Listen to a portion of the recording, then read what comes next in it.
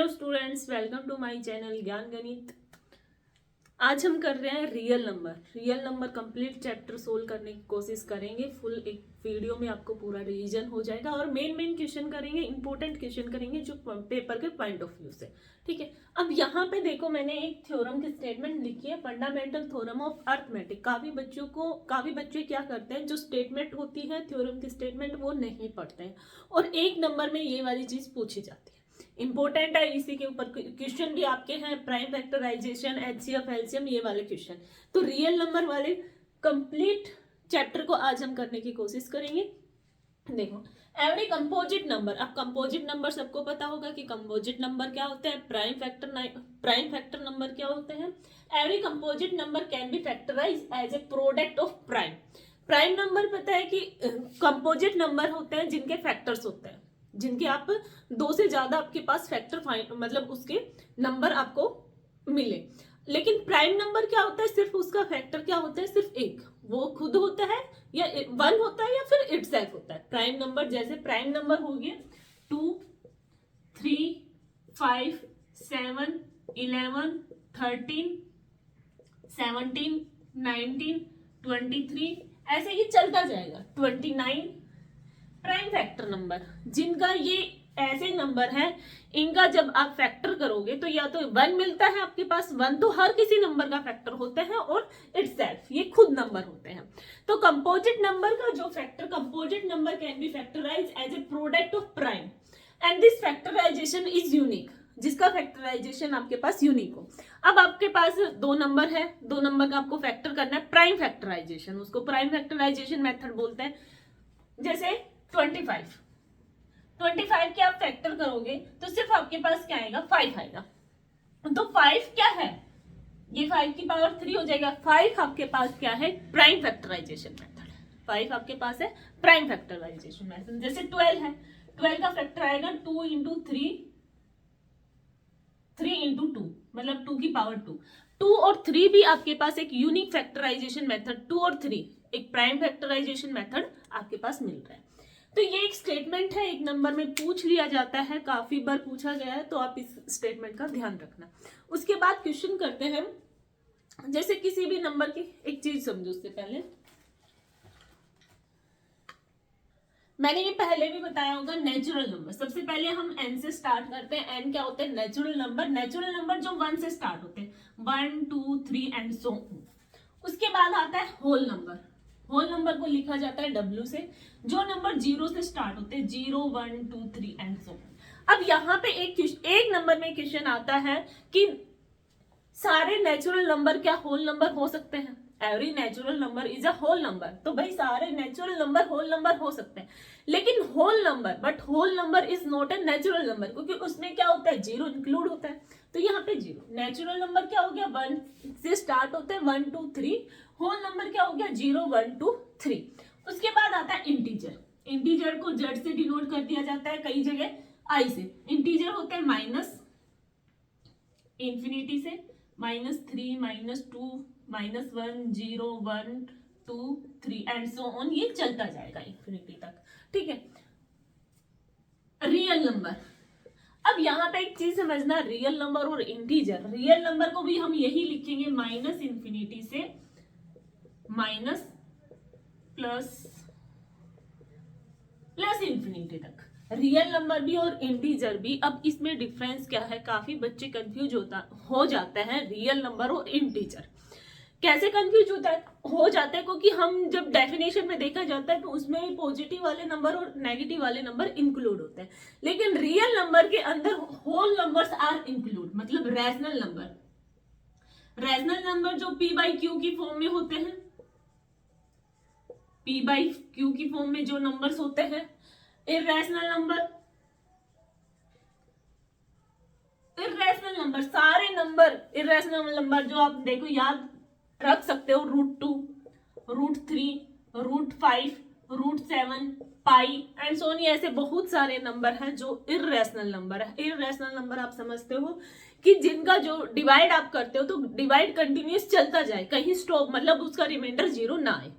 ये चीज आप समझते हो, रैशनल नंबर सब अच्छे से समझते हैं। तो अब यहाँ पे देखेंगे, सबसे पहले हमारा आता है एन। आप किसी भी शॉर्ट ट्रिक से याद कर सकते हो नेचुरल नंबर। उसके बाद हमने ग्राफ बना दिया होल नंबर, इंटीजर और रियल नंबर। आप इस चीज में भी याद कर सकते हो यहाँ पे natural number, whole number, integer, real number. तो ये आप एक ग्राफ के माध्यम से भी, एक डायग्राम के माध्यम से भी आप इसको समझ सकते हो कि अब यहां से आपसे कुछ भी पूछ ले तो आपको कंफ्यूज नहीं होगा। आपको एक सीरीज में याद रखना NWZR, NWZR या RZWN, ऐसे किसी भी वे से आप याद कर सकते हो, सबसे हाईएस्ट से और सबसे छोटे से स्टार्ट कर दो। ठीक है, अब हम करते हैं क्वेश्चन। देखो ये क्वेश्चन इंपोर्टेंट क्वेश्चन है, पेपर में पूछा गया हुआ है। 4 की पावर n पूछ लिया या 6 की पावर n, ऐसे किसी नंबर को क्या कह रहा है कि चेक वेदर 4 की power n can and with the digit 0 for any natural number n। क्या 4 की पावर n है, क्या उसकी डिजिट कभी भी 0 आ सकती है, एंडिंग डिजिट कभी भी 0 आ सकती है? सबसे पहले आपको यहाँ पे चेक करना है 4 की पावर n। 4 के फैक्टर क्या होंगे? 2 इंटू 2 ही होगा, 2 इंटू 2। अब इसको हमने लिख दिया 2 की पावर 2n। अब यार इसके अंदर इसकी एंडिंग डिजिट आने के लिए इसके अंदर 5 जो है, इस 5 फैक्टर इंक्लूड होना चाहिए। क्या इसके अंदर इंक्लूड है? 5 जो नंबर है प्राइम नंबर, इसके अंदर इंक्लूड होना चाहिए भाई। 2 इंटू 5 तभी 10 बनता है, 5 की मल्टीप्लाई तब हम इससे कराएंगे 2 की तभी 10 बनेगा। तो क्या यहाँ पे 5 इंक्लूड है? यहाँ पे 5 इंक्लूड नहीं है। इसका प्राइम फैक्टराइजेशन में हमने देखा कि इसमें 5 इंक्लूड नहीं है। तो इसमें एक सबसे पहली बात यहाँ पे कह रहे हैं कि नेचुरल नंबर्स आपको बताना है। तो इसमें नो नेचुरल नंबर, एक भी नेचुरल नंबर नहीं है इसके अंदर इंक्लूड की जिसकी एंडिंग डिजिट क्या आ जाए 0। तो ऐसा पॉसिबल नहीं है। जैसे 6 की पावर n है, 6 की पावर n के फैक्टर 2 इंटू 3 होते हैं, उसकी पावर n, 2 की पावर n इंटू 3 की पावर n नहीं, इसको ऐसे लिखो। इसके अंदर क्या होता है? 2 और 3 इंक्लूड है। क्या इसके अंदर भी एक 5 प्राइम फैक्टराइजेशन इंक्लूड है? नहीं, इसके अंदर भी प्राइम फैक्टराइजेशन इंक्लूड नहीं है। तो इसका कोई भी ऐसा नेचुरल नंबर नहीं बनेगा जिसकी एंडिंग डिजिट क्या हो 0। ठीक है, तो ये वाला क्वेश्चन बहुत बार पूछा गया है, लास्ट प्रीवियस ईयर पेपर 2023 में भी था 6 की पावर n। तो इंपोर्टेंट क्वेश्चन है। ठीक है, उसके बाद हम बढ़ते हैं HCF और LCM की ओर। HCF क्या होता है और LCM क्या होता है? सबसे पहले तो आप ये समझो, देखो HCF और LCM एक बार हम डेफिनेशन के थ्रू समझेंगे। HCF क्या होता है? Product of the smallest power of each prime factorisation. Small सबसे छोटी, मतलब जो दोनों में कॉमन हो, जो नंबर दोनों में कॉमन होता है वो हमारे पास क्या होता है? HCF। LCM जितने भी नंबर आए हैं उसके प्राइम फैक्टराइजेशन वो सारे आपको लेने होते हैं। एक एग्जांपल के थ्रू समझो, जैसे एग्जांपल है एक 6 ले लिया, एक 20 ले लिया। 6 के अंदर 2 की पावर 1 और 3 की पावर 1, 6 का प्राइम फैक्टराइजेशन क्या होगा? 2 और 3। 20 का प्राइम फैक्टराइजेशन 2 इंटू 2 इंटू 5। अब यहाँ पे 2 की पावर 2 इंटू 5 ये हुआ, 2 की पावर 2 इंटू 5, ये प्राइम फैक्टराइजेशन हो गए 20 के। अब यहां से अगर आपको HCF निकालना है, HCF product of the smallest power of each common prime factorisation. Common, अब यहाँ पे दोनों में कॉमन क्या है? 2 है, और उसकी स्मॉलेस्ट पावर यहाँ पे सबसे 1 पावर की सबसे कम पावर कितनी है? 1। यहाँ पे तो कितनी है? 2। तो इसका HCF कितना हो गया? 2। अब वहां पे आता है LCM। LCM की बात करते हैं, product of the greatest power of each prime factorisation. Product of the, अब यहाँ पे कॉमन मतलब नहीं है, यहाँ पे तो था जो कॉमन, दोनों में कॉमन हो और जो सबसे कम पावर हो। अब LCM में क्या आता है? जितने भी प्राइम फैक्टराइजेशन है उनकी ग्रेटेस्ट पावर, यहाँ पे प्राइम फैक्टराइजेशन 2 है, यहाँ पे 2 है, तो ग्रेटेस्ट पावर कितनी है? 2। 3 है, इसमें नहीं है तो हमें 3 भी लेना है, 3 की पावर 1। यहाँ पे इसमें 5 इंक्लूड है लेकिन 6 में 5 नहीं है, तो ये इसका क्या हो गया? LCM हो गया। ये इसका क्या हो गया? LCM हो गया। LCM कितना हो जाएगा? 2 4 60। LCM कितना हो गया? 60 और HCF कितना हो गया? 2। समझ आया LCM और HCF? LCM और HCF को लेके आपके पास एक फॉर्मूला है। फॉर्मूला क्या है? यहाँ पे आपके पास एक फॉर्मूला है HCF into LCM. HCF into LCM क्या होता है, जिन नंबर का आपने HCF निकाला है, जिन्हीं नंबर का आपने एलसीएम निकाला है, उन्हीं नंबर्स का प्रोडक्ट। मान लिया आपके पास दो नंबर हैं A और B, A और B दो नंबर का आपको HCF पता है, एलसीएम पता है, वो क्या होता है, अगर इन दोनों का प्रोडक्ट कर देता है तो वो इक्वल किसके होगा, उन्हीं नंबर्स के प्रोडक्ट के इक्वल होगा। तो HCF into LCM is equal to product two numbers, जितने भी आपके पास नंबर है। अब देखो एक एग्जांपल दिया हुआ है, find the HCF prime factorisation से आपके पास फाइंड द HCF फाइंड। अब यहाँ पे आपके पास दो नंबर दिए हुए हैं 96 एंड 404, इन दोनों के आपको एलसीएम और HCF फाइंड आउट करते हैं। पहले तो आप प्राइम फैक्टराइजेशन करोगे, 96 के प्राइम फैक्टराइजेशन क्या होगा, 2 से करते हैं, 4 8 24 12 2 6 2 3। यहाँ पे देखो 2 कितनी बार आया, 5 टाइम, तो 96 के फैक्टराइजेशन हो गए 2 की पावर 5 इंटू 3 की पावर कितना हो गया 1। अब 404 के 404 ये फैक्टर सबको करने आते होंगे, 2 से किया 202, फिर से 2 से किया 101। 101 एक प्राइम नंबर है, 101 एक क्या है, प्राइम नंबर है। तो यहां से 2 की पावर 2 इंटू 101। अब यहां से अगर आपको HCF फाइंड आउट करना है, HCF फाइंड आउट करना है तो कैसे फाइंड आउट करोगे, जो हमारे पास smallest power of the each common prime factor, जितना भी आपके पास कॉमन नंबर है, कॉमन नंबर सिर्फ हमें क्या दिख रहा है 2, और 2 की स्मॉलेस्ट पावर कितनी है 2, तो यहां से HCF हमारे पास कितना हो गया 4।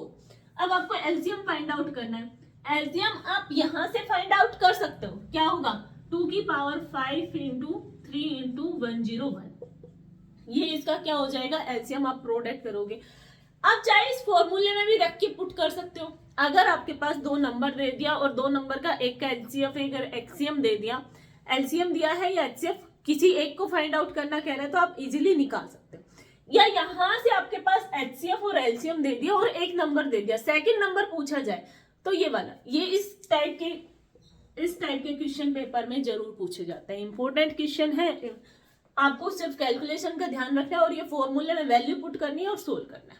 यहाँ पे अगर आप इसको कैलकुलेट करोगे तो इसका एलसीएम कितना आ जाएगा,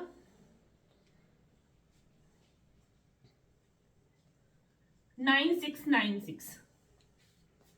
ठीक है, अब इस टाइप का हम एक क्वेश्चन और करते हैं जिसमें एक नंबर फाइंड आउट किया होगा, मोस्ट इंपोर्टेंट क्वेश्चन है।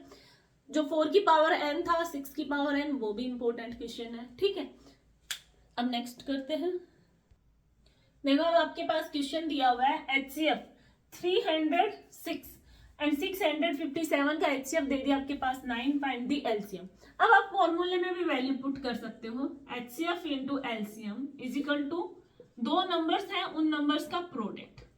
ठीक है, फॉर्मूले में पुट कर सकते हो, इस क्वेश्चन को आप किसी भी तरीके से निकाल सकते हो, या तो आप इन दोनों के प्राइम फैक्टराइजेशन मेथड से कर सकते हो या इस तरीके से कर सकते हो।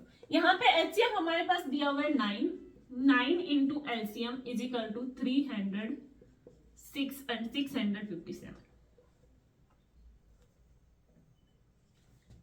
एलसीएम ये 9 जो है उधर डिवाइड में चला जाएगा। अब 9 से आप इसकी क्या करा दो, वो 3 से हम कराते हैं 102, और यहाँ पे 3 से फिर से डिवाइड होगा, हाँ 3 से ये डिवाइड होगा, 3 कितना आया 34 इंटू 657। आप इन दोनों नंबर की प्रोडक्ट करोगे, इन दोनों नंबर की आप प्रोडक्ट कर लोगे। अब प्रोडक्ट करके ये हमारे पास क्या आ जाएगा एलसीएम, यहाँ पे ये प्रोडक्ट करके हमारे पास ये क्या आ गया, इसका आंसर आ गया। बिल्कुल इजी क्वेश्चन है, इस फॉर्मूले बेस्ड क्वेश्चन पेपर में जरूर आते हैं, तो बड़े ध्यान से इस क्वेश्चन को, बिल्कुल इजी होता है, टफ नहीं होता, बस आपको ध्यान से करना है। एक क्वेश्चन आता है आपके पास रैशनल और इररेशनल नंबर का, कि कौन सा नंबर रैशनल है, इररेशनल नंबर है, कि नंबर फाइंड आउट करो, तो उसके लिए भी आपको ध्यान रखना है। अब हम करते हैं, अब आपको पता है रैशनल और इरेशनल नंबर क्या है। काफी बार ये एक थ्योरम पूछी गई हुई है कि प्रूव करके दिखाओ √2 इज अ रैशनल नंबर।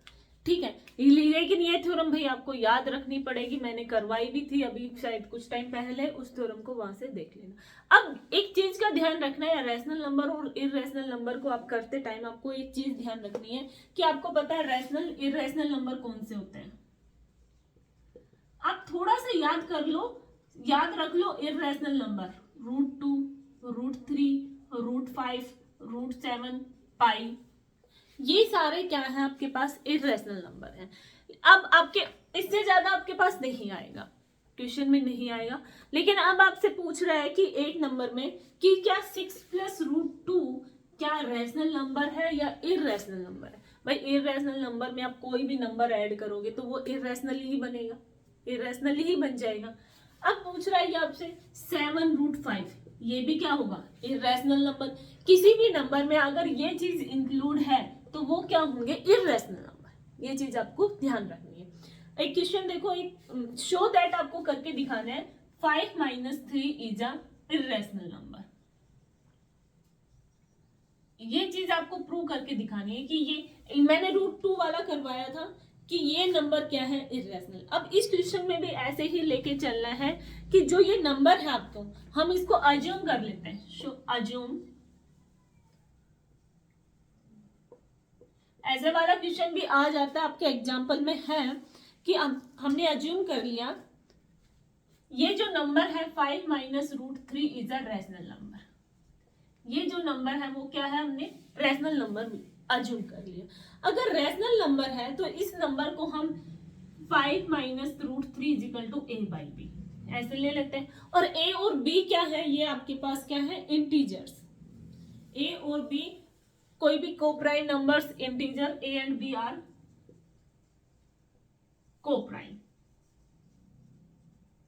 ठीक है, यहां से हम √3 को उधर लेके जाएंगे, √3 को दूसरी साइड लेके 5 - ab a/b, ये क्या हो गया, √3 हो गया। अब यहां से हमने आंसर लिया ये 5b - a/b। अब ये एक क्या हो रहा है, √3 के इक्वल है। ये हमारा नंबर क्या है, एक p/q की फॉर्म में है, तो ये नंबर हमारा क्या हो गया, 5 - ab is a rational number. ये एक रैशनल नंबर है, रैशनल नंबर है तो यहां से ये रैशनल नंबर है तो √3 भी रैशनल नंबर होगा, तो also √3 is a rational number. लेकिन हमें पहले से ही पता है √3 तो हमारा इरेशनल नंबर है, √3 तो हमारा इरेशनल नंबर है। तो यहीं पे आपकी कंट्राडिक्शन लग गई, कंट्राडिक्शन लग गई, तो √3 is a irrational number, √3 is a irrational number, √3 irrational number. उसमें से 5 - √3 करोगे तो ये भी आपका क्या हो जाएगा, इरेशनल नंबर हो जाएगा। ठीक है, आपको इन क्वेश्चन को ऐसे करना है, सभी क्वेश्चन को, जिस क्वेश्चन को भी आपसे करते हो, जितने भी नंबर है जिनका भी प्रूव दैट पूछा है, उन क्वेश्चन का सेम मेथड है, आप उस मेथड को ही फॉलो करते हुए इन क्वेश्चन का प्रूव दैट करना। ठीक है, बिल्कुल इजी है, कोई टफ नहीं है ये। लेकिन आप एक बार दो बार इस क्वेश्चन को आप कर लोगे तो काफी बच्चों को ये बहुत हार्ड लगता है, लेकिन हार्ड नहीं है, उसमें वही 2-4 लाइनें हैं, वो आपको याद रखनी है। ठीक है, अब इसमें इस क्वेश्चन में और कुछ है नहीं, आपसे रैशनल और इरेशनल नंबर पूछेगा, वो मैंने बता दिया है। ये थ्योरम आ सकती है, एलसीएम और एचसीएम बेस पे क्वेश्चन आएगा, एलसीएम पूछ लेगा, एलसीएम एचसीएम बताना है, ऐसा कोई भी क्वेश्चन आ सकता है। ठीक है, तो ये चैप्टर आपका होता है कंप्लीट, इसमें और कुछ भी नहीं है, ना ही आपको इसमें कुछ ज्यादा टाइम देना है, बिल्कुल आराम से हमने इस क्वेश्चन को, लेकिन आपको करते टाइम, क्वेश्चन को करते टाइम बड़े ध्यान से इन क्वेश्चनों को सोल्व करना है, उनमें गलती नहीं करनी है कि कहाँ से क्या लिख रहे हो, पढ़ कुछ हो रहे हो, लिख कुछ हो रहे हो, पूछा कुछ हो रहा है, कर कुछ हो रहा है। ठीक है, तो एग्जाम को बड़े ही ध्यान से देना है। आज के लिए इतना ही, वीडियो अच्छी लगे तो लाइक और शेयर जरूर करें।